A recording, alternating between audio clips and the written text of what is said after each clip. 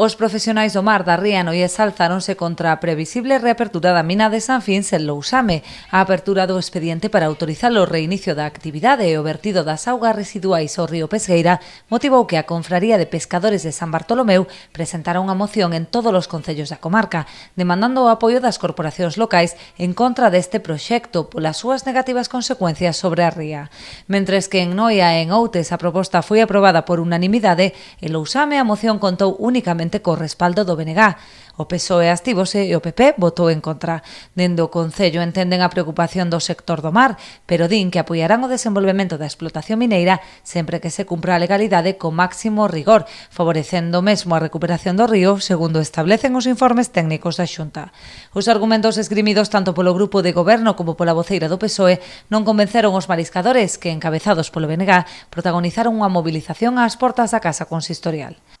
Queremos pedirlle hoxe á alcaldesa de Lousame, que é o concello onde se ubican as dichosas minas de San Fins,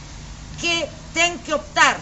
por 10 postos de traballo de unha multinacional que leva os seus cartos moi fora daqui e que deixa a contaminación aquí, ou opta por esa vía ou opta por defender a todos os postos de traballo que temos na nosa ría e que son xente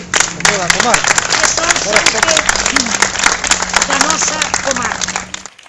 Rosana Pérez anunciou que os nacionalistas levarán ao Parlamento esta iniciativa a mediados de decembro, polo que anima a concellos e asociacións de profesionais a presentar alegacións en contra do proxecto. Polo momento, as confrarías de Noia, Muros, Portosín, Porto do Son e a Asociación de Produtores de Mexillón da Ría de Muros e Noia xa remitiron un escrito de alegacións conxunto en calidade de prexudicados. Reclaman que se denegue a autorización de vertido de augas residuais e que o proxecto de explotación da mina se someta ao correspondente estudo de impacto ambiental.